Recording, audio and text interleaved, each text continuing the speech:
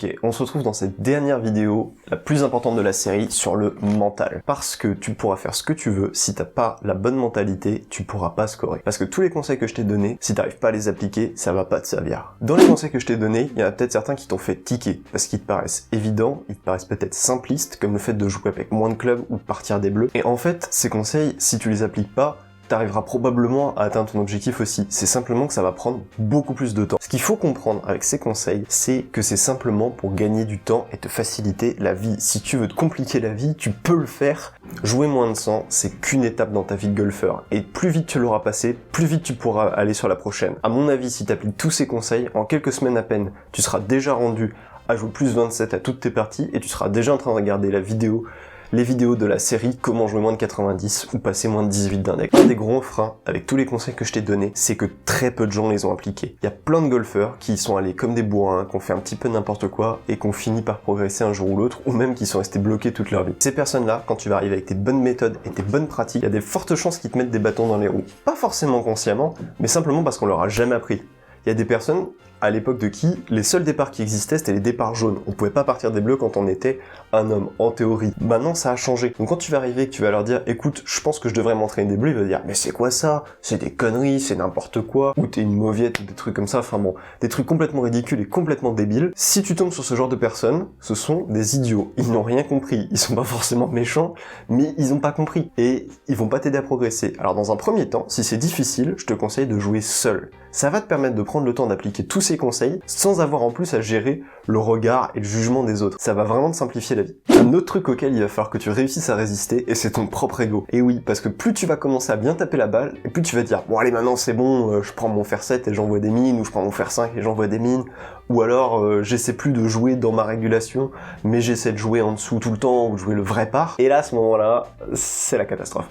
Non, en fait, en réalité, quand tu vas progresser, ça va se faire tout seul. Il y a des moments, tu vas te retrouver à moins de 80 mètres, et tu seras en dessous de ta régulation pour ton index. Eh ben tant mieux, c'est génial, attaque le green. Mais n'essaie pas de forcer pour brûler les étapes, c'est le meilleur moyen, et c'est vrai dans toutes les disciplines, pour te ralentir dans ta progression, c'est d'essayer d'aller trop vite et vouloir trop tout de suite. Alors tu vas aussi rencontrer des gens, ou peut-être que t'en fais partie toi-même, qui vont dire si tu veux vraiment te marrer au golf, il faut sortir le driver, et il faut attaquer comme un bourrin sur tous les trous avec le club le plus long que tu as. Sauf que ces gens-là, à mon avis, ils ont pas souvent essayé l'autre stratégie. C'est-à-dire que les gens qui vont te dire de sortir le driver, ils ont joué toute leur vie qu'avec leur driver. Alors forcément, ils vont te dire de faire comme eux, mais c'est pas pour autant que c'est la meilleure stratégie. Et en fait, la plupart du temps, tu peux pas savoir si c'est fun tant que t'as pas essayé. Moi, j'ai toujours joué avec le club le plus long que je pouvais jusqu'à il y a quelques mois quand j'ai repris le golf, et je me suis mis à partir au fer 5, puis au fer 3. Et en fait, j'ai tout le temps joué sur les fairways, et je me suis rendu compte que là, je prenais vraiment du plaisir. Tu ne peux savoir ce qui est fun et ce qui est marrant que quand tu n'auras essayé. Alors je te conseille de faire au moins 3 parties en enlevant le driver de ton sac, juste pour voir ce que ça donne. Si c'est moins fun, bah tu le remets dans le sac et tu rejoues avec. Le but c'est de prendre du plaisir, le but c'est de t'éclater. Mais tu vas voir que parfois s'éclater et éviter de s'énerver parce qu'on vient de lâcher un énième hook ou un énième slice en limite ou dans l'eau, bah en fait des fois c'est juste plus fun de jouer son deuxième coup depuis le fairway et son troisième coup depuis le fairway, plutôt que de se retrouver à chercher ses balles une fois sur deux. En plus c'est long et puis c'est pas très agréable. Un autre conseil que je t'ai déjà donné dans une vidéo précédente, c'est que si tu veux réussir à atteindre cet objectif le plus rapidement possible, ne compte pas pendant la partie. Je l'ai déjà dit, je le redis à ce moment-là, le fait de compter et de savoir où tu en es dans ta partie va te mettre un frein, un blocage, et plus tu vas t'en approcher, plus ça va être dur. Alors que si tu n'en as aucune idée, je te garantis que tu vas l'exploser sans même t'en rendre compte. Alors que si tu te dis, ok, là je suis à plus 26, crois-moi, tu vas rater ton dernier trou. Parce que tu vas te mettre une pression, et c'est pareil, c'est pas fun. Ce qui est fun, c'est juste de jouer son meilleur coup, et après de jouer depuis le fairway, et de rejouer son meilleur coup. Et confiance dans le process, fais confiance à ta progression, fais confiance à ses conseils, et tu vas voir que tu vas gagner un temps fou. Et dans quelques semaines à peine, tu me remercieras, et tu regarderas les vidéos suivantes. Il y a aussi un truc, c'est que la confiance, c'est un cercle vertueux. Plus tu fais des coups que tu sais faire, c'est-à-dire jouer avec les quelques clubs que tu as dans ton sac, tu les mets sur le fairway, puis tu vas sur le green, plus tu vas faire ça, et plus ta confiance va grossir. Sauf que plus tu seras confiant, et plus tu vas réussir ces coups. Et à chaque fois que tu vas te retrouver dans cette situation, tu auras plus de confiance et tu vas moins les rater. C'est un cercle vertueux. C'est pour ça qu'il faut commencer le plus tôt possible, être le plus solide possible sur un nombre de clubs limité, et après tu élargis ton panel de clubs. Il y a aussi un truc, c'est pour progresser, fais-toi des potes de ton niveau. C'est assez important. Et il y a plusieurs groupes Facebook qui existent pour ça, il y a les golfeurs débutants notamment, ou même sur des groupes comme Petit Golf entre amis, sur lesquels tu peux simplement indiquer ton index et demander s'il y a des personnes qui sont à peu près de ton niveau, mettons plus ou moins 5 ou 7 d'handicap. Le fait de jouer avec des gens qui sont ton niveau et qui appliquent ces mêmes principes, ça va t'aider à le faire, ça va t'aider à te sentir bien, et ça aussi ça peut t'aider à progresser plus vite. Alors c'est bien de jouer avec des gens qui sont meilleurs, mais pas forcément tout le temps, parce que tu risques de rentrer dans un système qui est pas forcément le tien, et notamment quand tu joues avec quelqu'un qui va sortir le driver à chaque coup, potentiellement qui est long avec son driver, et que tu vas voir que toi t'es peut-être 50, 60, même 100 mètres derrière, bah tu vas avoir envie de le sortir parce que quelque part ça va te faire un truc bizarre. C'est pour ça que dans un premier temps, jouer avec des gens de ton niveau qui tapent à peu près à ta distance, ou qui ont commencé le golf en même temps que toi, c'est un super moyen. Un autre moyen pour te faire des potes de ce niveau-là, c'est de prendre des cours. Souvent les gens dans les cours de golf, si tu demandes aux pros en avance de faire un cours collectif avec des gens à peu près de ton niveau, il va savoir te situer, il va savoir te recommander des personnes avec qui tu peux jouer. C'est un bon moyen de se faire des amis. Et aussi, n'hésite pas à jouer au hasard avec des personnes que tu connais pas. Sauf que quand la personne t'a bien apprécié jouer avec elle, eh ben tu prends son numéro, et puis t'essaies de t'arranger pour rejouer avec elle. Ça fait vraiment partie du jeu.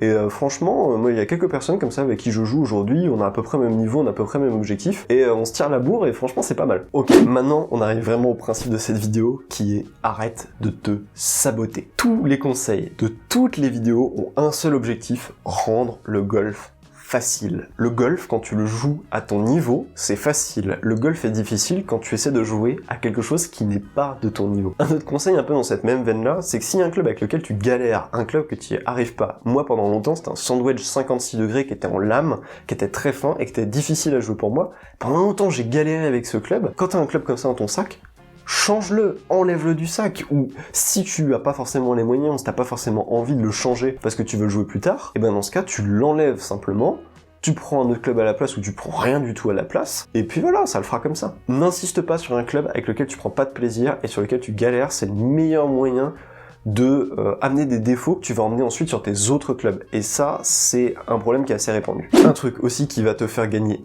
énormément de temps sur ta courbe de progression, prends conscience que tu n'y connais rien au swing. J'entends tellement de golfeurs, dans toutes les parties, qui ont peu importe leur index en fait en réalité, même des index bas, qui donnent des conseils qui sont complètement mauvais. Parce que les personnes qui connaissent le swing et qui peuvent vous enseigner le swing, ce sont des enseignants PGA, FFG, des personnes qui ont des diplômes, qui ont étudié le swing, qui comprennent le swing. Moi-même, je ne donne pas de conseils sur le swing, je suis préparateur mental, je ne donnerai pas de conseils sur le swing, pour la simple et bonne raison que un mauvais conseil peut te faire énormément de mal.